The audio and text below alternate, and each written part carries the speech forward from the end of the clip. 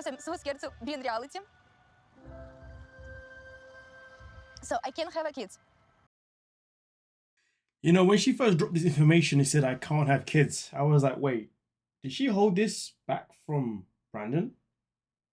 But I was thinking to myself, surely he would know about this. I mean, this is something that she would have revealed, well, if she knew before marriage. But he did know about it, which then made it slightly worse to begin with until I understood. But let's get into that.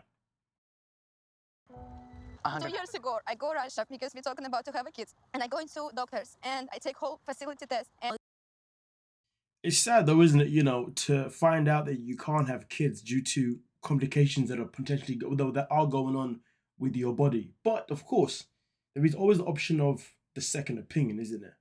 But anyway. This could be problems. And them tell me it's a possibility I can have children. And I doesn't want to go second opinion because hearing I doesn't gonna have kids is... Do you know what though? This was my original thought process.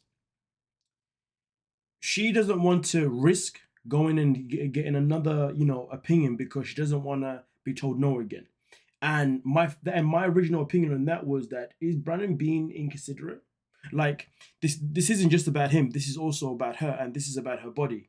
And not everybody has the strength to want to hear that they can't have kids more than once. So that was my initial approach. But then obviously she spoke about how she didn't want to go and get the second opinion because if that opinion said that she can't have kids, she was afraid that Brandon was going to do what? He was going to bounce. And then that got me thinking some more. But we'll get into that. We can work together and we can get around this. but I'm if not we here go to to help. doctor, if doctor say no, That could be the possibility. you're gonna leave me. No. I agree with you because we need to go into second opinion here. One compromise. We can try. We can go into this doctor. So let's talk about why she would feel as if, you know, Brandon would leave her. Because see, Brandon has put pressure on her time and time and time again. He even said that, you know, and it's weird because it became a little bit contradictory, but he did say that, well, kids is something that is a must for me. But then when she said that you will leave me, he said, no, I won't leave you. But yet he said one thing prior. But also the energy that he has been given out regarding having a child has been very, very strong. So any person in this situation would feel very paranoid that if they don't produce a child for their man, he is truly going to bounce. So I also understand that fear. So because of that fear, I then sat there and I said, you know what though? This was my final conclusion. My final conclusion was that Brandon, as a man, as a husband in this situation, should make his wife feel comfortable enough that even if things don't go to plan, he's still going to be there. You know, he needs to be in a position where he says to her, listen, I really want us to get a second opinion because, you know, I don't feel like it's okay for us to just move on without trying to have another child because of one doctor. It's important that we have another doctor. But if it turns out that the other doctor says the same thing, it is what it is, but don't worry, I am not going to leave you because, you know, you are still my wife. I still love you. I still want to be with you. Of course, I want children, but if it's not going to happen, it is what it is. Okay, something along those lines, something that's going to be comfort her, something that's going to give her that reassurance that it's going to be okay no matter what. I'm with you till the end, till the DIE. Okay, but instead of doing that, he was just applying that pressure time and time again. And the fact that Brandon knew this whole time that she was told that she can't have kids, and he did not at any point say to her, so babe, is the reason why you don't want to get a second opinion is because you're afraid that they're going to say no again. And then in that conversation, once he would have started it, you know, that's when they could have had the conversation that would have led up to her feeling insecure about the situation because she's afraid of him leaving. But no, there are no mature people in this relationship. There is no man in this relationship because that's what you were supposed to do. You can't just say, let's keep trying and trying and trying, or at least keep pressuring her to believe that no kid means no us. Either way, let me know your thoughts down below. Let's move on to the next couple. That's what I'm talking about. Like, just tonight, just spend some time with me. Can you do that for me? You know, some people may see this as a small thing, but I don't. I mean, listen, Beniam has center of attention syndrome. Like, you know, I need people to like me. I need people to be on my side. He has that because he's always doing things that involves him, you know, getting people's attention. And to be honest with you, when you are at a couples therapy retreat, your priority or anything should not be trying to getting attention from other people. You should be, I need to connect with my woman. Do you see what I'm saying? So at this moment in time, she's just given him the Wi-Fi password. He's now finally allowed her to be affectionate with him. And instead of giving the full dedicated attention that she's been looking for, he wants to prioritize looking over the other side and doing little dance gestures with his buddies over there. Which, listen, in a lot of situations, there's nothing wrong with it. But in this situation, it tells me exactly where his mind's at. His mind is not at prioritizing this relationship. His mind is at, I got what I needed. Now I'm just gonna do me. But let's move on though, because things didn't exactly get any better. You say that you didn't cheat on me in the beginning of our relationship with that girl, that you did not have sex with her, that you did not move her into my home. I didn't. It's crazy though, because obviously, Ari wants to know about the infidelity. She feels that she needs to get an answer for him that is honest. Because, well, honesty is a good way of starting a new leaf to go forward. Oh, I want to talk about the past. I believe that he cheated when I was pregnant with Avi. It's not really about the timeline or who it was with. It's more than acknowledge the past mistakes, then we can't. And I agree with this. I agree with this 100%, because to be honest with you, how are two people meant to move on properly if there's still information that is being hidden, if there were still secrets being left behind? End of the day, if you really want to make things work, you have to be willing to tell the full truth and hope that the full truth is going to either make you stronger or it's going to both show you that maybe you just shouldn't be together anymore because the trust has been broken or whatever it could be has now been affected. Continuing to lie in a relationship where you're trying to move forward, yeah, let's just say that lie is more likely to creep up again at some point. Especially if this woman was to reappear. Move on until we fix it. But Yeah, fix it, I thought we would come and you would tell the truth. So we have his life.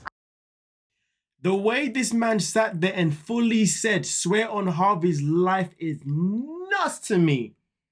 Absolutely nuts to me. You're telling me you're going to say to your wife, the mother of your child, the woman that looks after your child 99% of the time because you're barely even there because you're too busy gallivanting doing XYZ. You're going to say to her, swear on her son's life. Are you actually okay in the head? This guy's out here talking about how he's here, and he's here to fix the relationship. I'm not convinced that he's been here to fix this relationship. And to make it worse, what he does next? I don't swear on my son's life, not like you. How is that mature? So let me get this right. So because Ari asked you to admit one of your infidelity situations, she says to us anyway that she wanted to know about the more recent one, but maybe he might find easier to admit something that he did in the past because the past is the past, and then we can go from there. And he did not want to admit to the infidelity in the past. And because of that, he gets upset, and now you're in a position where you're saying to her, listen, are you here? Are we here to fix the relationship? Swear on our son's life. And then, because the conversation isn't going the way he wants it, he's losing control, the control he never had in the conversation. He wants to give her the middle fingers. Where's the maturity in this? Where is the maturity in this? I mean, listen, don't get me wrong. It's no secret that when it came to Ari getting pregnant at the time, her getting pregnant was a big part of why these two even decided to actually be together anyway. I'm very aware of that, But she got pregnant. They decided to be together. It's clearly not worked out. And it's a matter where one of these two just needed to leave the relationship. Okay? I mean, with Benyam, different conversation if I do it, you know what I'm saying? But let's continue it, I do feel like with Ari, she sticks around because she just doesn't want to have another failed marriage or relationship, you know what I mean? I don't know. Whatever her intentions are of wanting to make this relationship work, she needs to drop it. She needs to recognize it's not realistic, okay? Because no one, in my opinion, nobody can have a normal, realistic relationship with Benny personally. I don't think he's somebody that is wired to ever be dedicated to being a father full time, let alone being a husband full time. He's a guy that's always gonna have his own agendas elsewhere. Like I said before, he's got this main character syndrome. Loves it. Man is an entertainer. And not a very good one in my opinion. She did not come in here for fixing the relationship. That's what I believe. You don't think so? But when The way my man said that she's not in a victim relationship is wild to me. she came here, she wants to look me bad. The business side. Where's The way he was like, she came here to make me look bad. I'm sorry, but each time you've had a conversation with her, the conversation has been low key, quietly, and private. She's asked you questions. The only time it's happened in public was when everybody was together. I don't know at any point where she's trying to make him look bad. What did I say? Main character syndrome. A man's out here dropping crocodile tears. Not a single tear. And look at him again, using his son again. We have the best son. Okay, so where was you when she went to Ethiopia to help people out with your son? Did you go with her? No. Come on now. Where was you when you was... Where was you to be there for your son when you were too busy out there with Angela Dean and the other parasite? Spending time with the two of the worst people of 90-day history. Come on now. And this guy wants to sit here and he wants to say, what? We have the best son. What about your other son? The one that you... What about that one too? Nah, listen. I've been onto this guy since day one. I don't care how bad Ari is. This guy here is far worse. The best son in my life. He loves his father so much. He loves his. As I grow up, as I want more. I'm just curious. How do you know your son loves his father? Because that means you'd have to be there, right? Just curiosity. This guy, main character syndrome, just does too much. Move on. Then I want to fix it for my family. I want to fix especially for Avi. I'm fixing for Harvey. Okay, cool. Let's see how the next episode goes. Because as far as I'm concerned, your full intention to begin with was what? Password. Notice how he kept talking about password. Now he's got the password. Now he's talking about how he wants to fix the relationship for Harvey. Harvey wasn't even a priority when you didn't have your password, but now he is. But now you got your password? Or am I missing something? Scumbag. Doesn't have his prize in the right place whatsoever. I'm telling you now, it doesn't matter what woman gets with this man. You will never have a relationship that is what is supposed to be a relationship. He's always going to be occupied elsewhere. I generally don't believe he's somebody that even knows how to be loyal. Somebody that always has to be around other people. And that will obviously include different women. Promise you now. But let's move on to the next couple. That we're going to explore, and we have limited. Can you take off your shirt? No. I do not like PDA. Okay. I don't like it at all. What, Josh? I see. I'm not gonna lie to you, I couldn't even judge him in this one because I don't like PDA myself, to be honest with you. That's not my thing. So I relate to it, but let's get into it though, because this becomes quite contradictive. A disconnect between them emotionally that I wouldn't be surprised if it's bleeding into their physical intimacy. Normally I'll sit and say to you, I agree. Their physical, their emotional part is damaged, so their physical must be. But in the first episode, or maybe the second episode of this season, they both said that their sex life is healthy as hell. But then again, though, I guess we're maybe talking about another picture when it comes to physicality.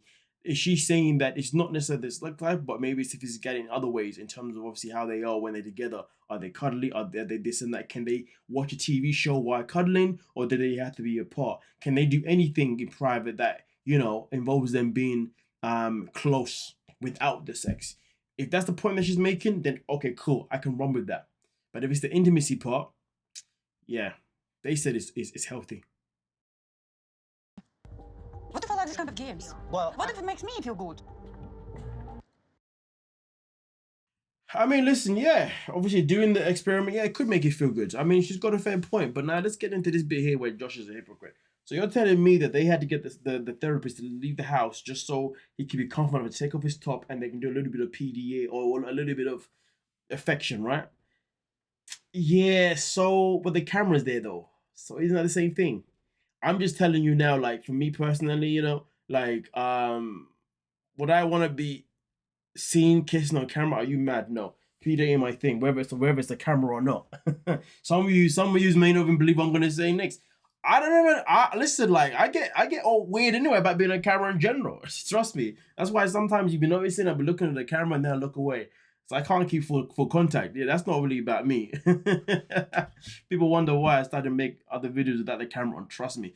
I'm way much more common when it's off. But obviously, this here is for a purpose. So I'll be on camera because yeah, it's for a good purpose. Then again though, I could then say, well, that's a bit unfair if I'm with somebody that obviously likes to have PDA and I don't want to da.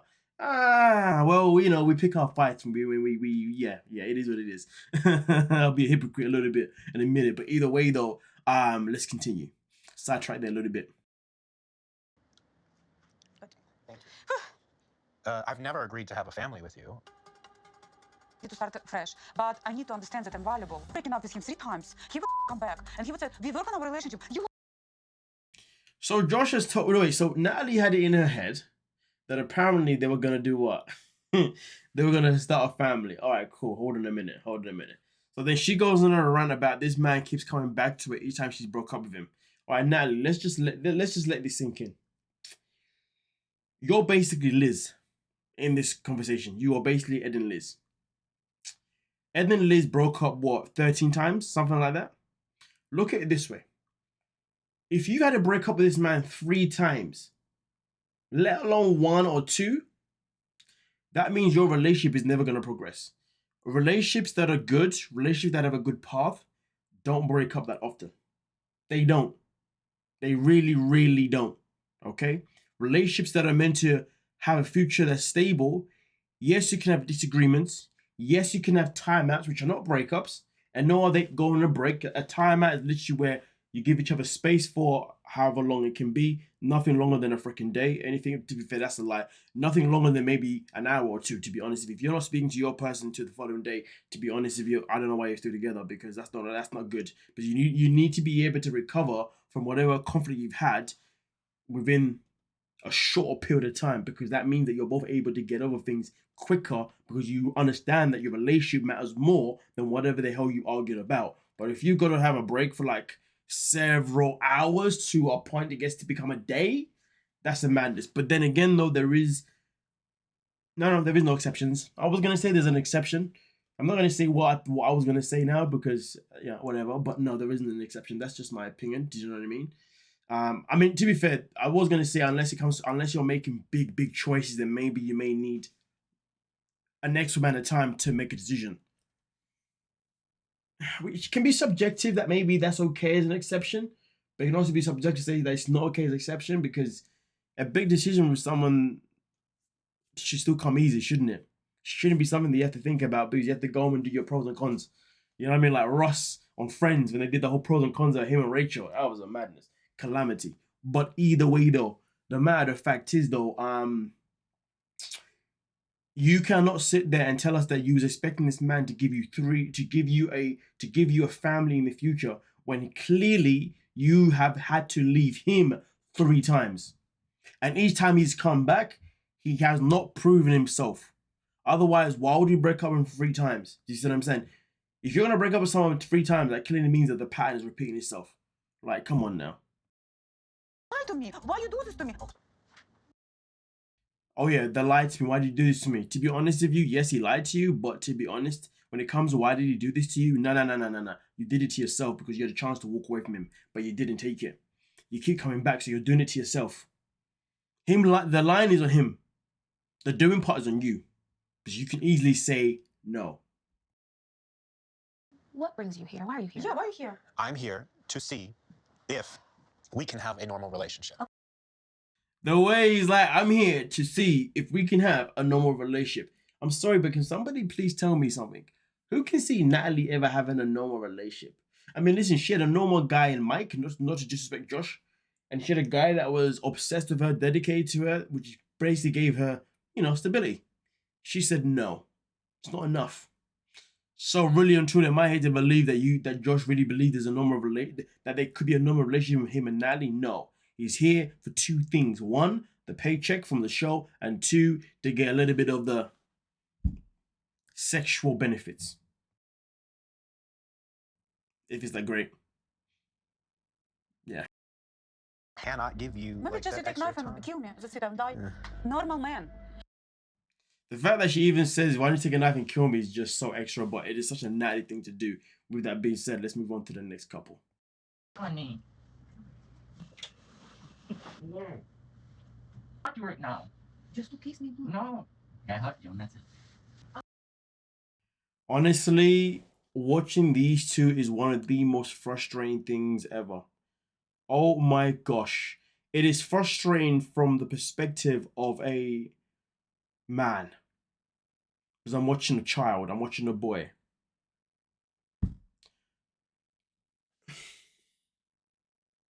Let me put it in this way, okay?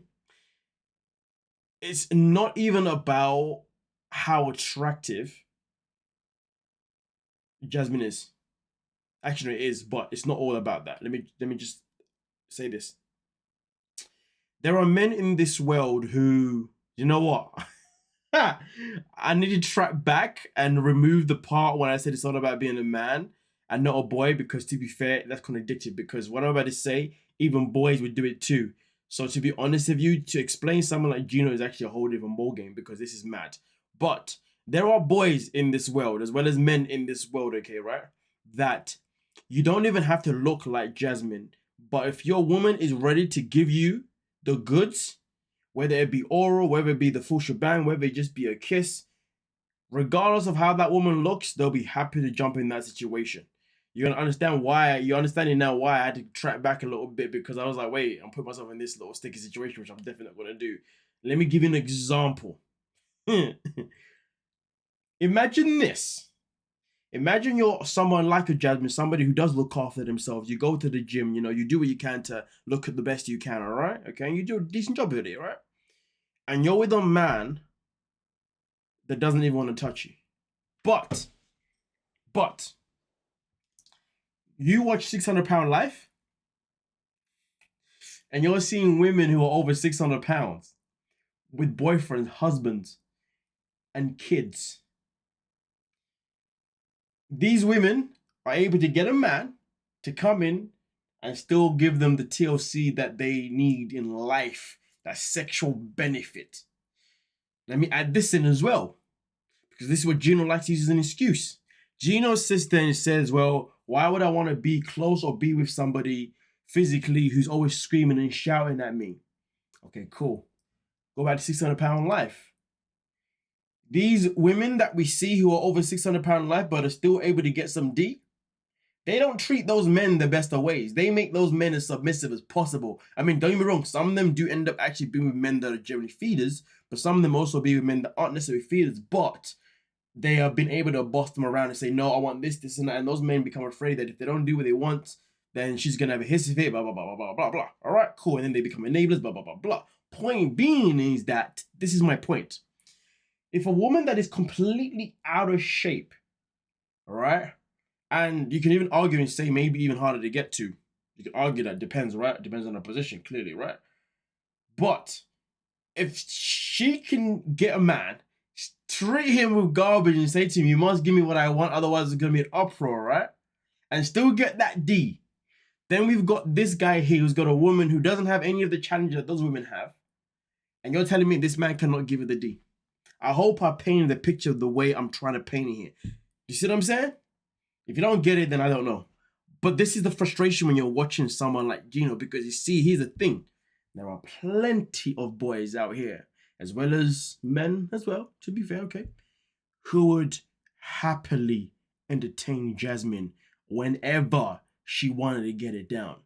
Plenty of guys in this world that would literally tolerate the screaming and the shouting just because they know they're going to get the enjoyment after, because they know that she's always down for that. Listen, there was many people in relationships today, men who are in relationship with women, regardless of the fact that that woman is a headache, because the woman delivers sexually, they stick around no matter what. They're like, at least I'm being rewarded. I'm being rewarded for the craziness. Literally, there's people that do that, right? So when you're watching someone like Gino, it's a crazy. Now, I'm not saying that those men should be with women like that. No, it could never be me. I like peace. I enjoy my peace. You see what I'm saying? But don't get it twisted though. You mess with my peace, you're just screaming and shouting, you're still gonna get it. Why am I not gonna give it to you? Oh God. Point being is that watching Gino is just so strangely annoying, and it would never make sense to me. Kiss me. No, I don't want you right now at this moment. Man is like, no, I don't want you right now at this moment, like a little child. Me. Not at this moment. Later. You don't understand. Where Before we even continue, honestly, if I was in Jasmine's position, the way I'd be so insecure about myself, knowing that Gino doesn't want me, would be crazy. Crazy. But the fact is this, right? Do I feel sorry for Jasmine? No. Because you can easily skedaddle. There are plenty of women that if their man is not giving them what they need, they'll do one or two things. three things that I can think of. Either one, they will leave that man and find someone else. Two, they will then have they'll stay but then be cheaters. Or we could be in a position where they just stick around and just put up with it and have dry cobwebs for the rest of their life, which is hella sad. And they'll maybe just play themselves, which is hella sad. There could be other options out there, you know what I'm saying? But hey, I just want to try to build our friendship up. So you want us to be friends? No. I don't know how this man said, I want to have a friendship to build a foundation when you marry the woman. Why would you marry someone that you don't see has a good foundation? That makes no sense. Jasmine even asked him, so why did you marry me then? This guy had no answer because he's a clown. I want us to build a foundation. That's when you ask yourself why I left home for 3 days. I am like a very hurt person because I'm sorry, but she asked you to ask herself why she left for 3 days, and you talked about being a hurt person. Bro, listen to what she's saying. I low-key feel like when she said that, she was saying that I went elsewhere and got my pleasure. That's what I was hearing from that. How do you think I feel? You know, I'm gonna go at my pace. I don't care about anything. I'm gonna go at my pace because it's me that matters. I'll make The way man said, it's my pace, I don't care, it's me that matters. You're in a marriage. Me does not exist in a marriage. At least from my understanding. You're losing me too. You're losing me. But you already lost me. The way he says that you already lost me is wild. Okay, Gino. All right, whatever you say, Billy Big Bollocks. She lost you. Okay, then. Well, I mean, if she's lost you, then why are you here?